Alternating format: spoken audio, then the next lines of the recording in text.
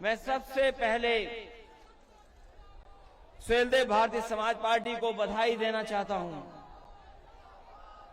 मैं उनके नेता को बधाई देता हूं कि इस ऐतिहासिक कार्यक्रम के लिए,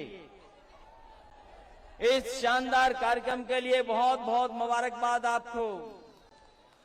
ये चुनाव की शुरुआत माने और जिस समय पूर्वांचल जाग जाता है, जिस समय पूर्वांचल के लोग चल देते हैं, वो निश्चित दिन हो जाता है कि इतिहास बदलेगा और जो हम आप वंचित समाज, पिछड़े, दलित, अल्पसंख्यक, जिनको अधिकार नहीं मिले, जिनको सम्मान नहीं मिला, मुझे पूरा भरोसा है कि आने वाले समय में जो चुनाव होगा, उत्तर प्रदेश से भारतीय जनता पार्टी का सफाया होने का काम होगा।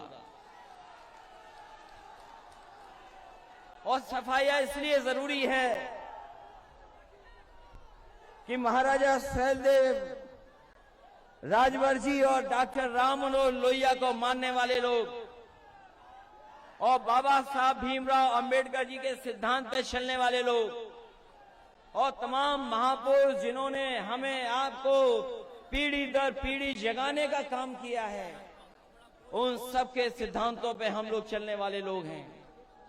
इसलिए एक होकर के जब आगे चलेंगे, आगे एक होकर के संघर्ष करेंगे, तो इस ताकत का कोई मुकाबला नहीं है, कोई मुकाबला नहीं है। ये जब रैली अनाउंस नहीं हुई थी, इस कार्यक्रम का फैसला नहीं हुआ था, तो आकलन करने वाले कुछ आकलन कर रहे थे कि कौन कितनी सीटें जीतेगा। लेकिन जैसे ही गठबंधन हुआ है, लोगों ने, जिन्होंने आकलन करना शुरू किया था, जो बड़ी बड़ी संस्थाएं हैं, वो भी महसूस कर गई हैं कि अब इस गठबंधन को कोई रोकने वाला नहीं है। जो मैंने पहले कहा था, पहले भी कहा मैंने और फिर कहता हूं इस मैदान में, और इस भरोसे के साथ कह रहा हूं कि जब पीले लोग, पीले सुहेलदेव राज पार्टी के लोग, समाज पार्टी के लोग और समाजवादी पार्टी के लोग जब एक हो गए हैं, तो हो सकता है कि जनता 400 सीटें भी जिता दे। आपके नेता तो भारतीय जनता पार्टी के साथ भी रहे हैं। बताओ, न जाने कितने सपने दिखाए भारतीय जनता पार्टी ने, क्या क्या सपने दिखाए भारतीय जनता पार्टी ने, न जाने क्या षड्यंत्र किए, कितना झूठ बोला। बताओ, झूठ बोलने वाली पार्टी कौन सी है? झूठ बोलने वाली पार्टी कौन सी है? लेकिन हमें अब महसूस हो गया है कि झूठ बोलने वालों की कोई साजिश अब दलित पिछड़े लोगों के बीच में चलने वाली नहीं है, कोई साजिश चलने वाली नहीं है। आज जब हालात देखते हैं उत्तर प्रदेश के, जब हालात देखते हैं उत्तर प्रदेश के, तो बताओ कहां पहुंच गया उत्तर प्रदेश? कहां पहुंच गया? अभी मैं सुन रहा था, कुछ कह रहे थे कि कुछ पाबंदी लग जाएगी, लेकिन बताओ धुएं पर पाबंदी कब लगेगी?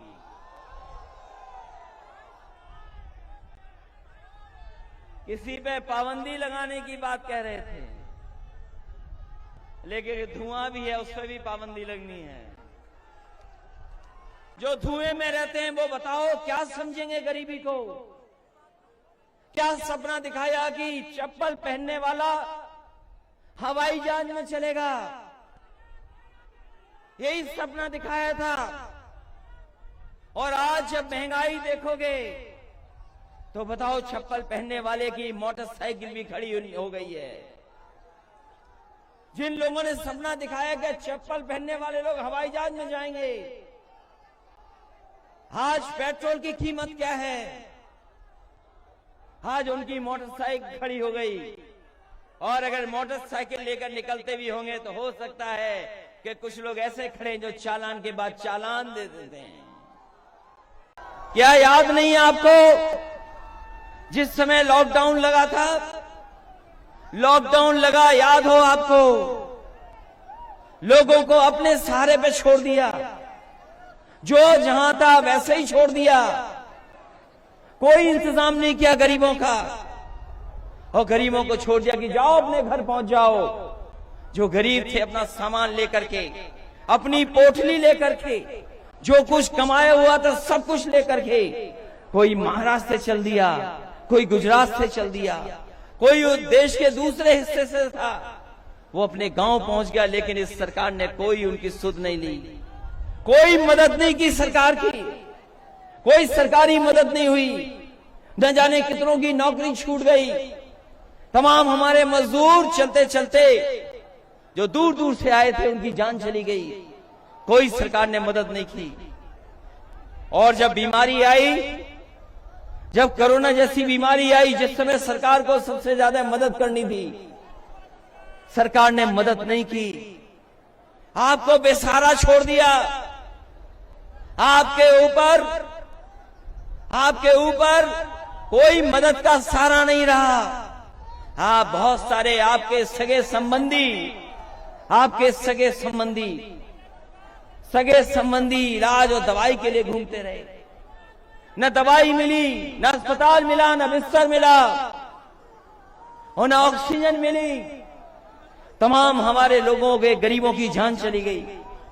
कोई सरकार ने मदद नहीं की। जिस समय बीमारी थी कोई मदद गरीब की नहीं मिली, और बेसहारा होकर के लोगों की जान चली गई। लोगों को अनाज छोड़ दिया। न जाने कितने लोगों के घर में कोई नहीं बचा। ये संकट पैदा किया भारतीय जनता पार्टी ने। किसान भाइयों सोचो, अगर 3 कानून लागू हो गए तो आप अपने खेत में मजदूर हो जाओगे, और खेती करने का भी अधिकार आपके हाथ में नहीं होगा। जिनसे आपका कॉन्ट्रैक्ट हो जाएगा वो तय करेंगे कि खेती कौन सी करनी है। ये 3 कानून केवल किसान नहीं बल्कि इस देश की अर्थव्यवस्था को बर्बाद करने वाले कानून हैं। इस देश की अर्थव्यवस्था को बर्बाद करने वाले कानून हैं। जिन किसानों ने सदियों से अपनी खेत की सेवा की हो, उस मिट्टी को पूजा हो, उस खेत में काम किया हो, उनके खेतों को छीनने की साजिश हो रही है। और कोई 1-2 किसान नहीं मरे हैं, 600 से ज्यादा किसान मारे जा चुके हैं। लेकिन बीजेपी वाले उन किसानों को याद भी नहीं कर रहे। सोचो आप, 600 से ज्यादा किसान मर गए हों। और अभी ललितपुर की घटना सुनी होगी आपने। खाद का कोई इंतजाम नहीं किसान भाइयों के लिए। अगर खाद लेने जाओगे तो खाद नहीं मिलेगी। अभी ललितपुर में किसान खड़े खड़े रह गए, 2 दिन तक खड़े रह गए किसान, नहीं खाद मिली। एक किसान की तो वहीं मृत्यु हो गई, लेकिन उसे खाद नहीं मिली। दूसरा नौजवान किसान ने आत्महत्या कर ली, उसे खाद नहीं मिली। बताओ, ऐसी सरकार जिसको हम और आप लोग अन्नदाता बोलते हों, जो हमारा पेट भरता हो, जो हमारा पेट भर करके हमें कपड़े पहनाता हो, उस किसान के सम्मान में हम खाद नहीं उपलब्ध करा सकते।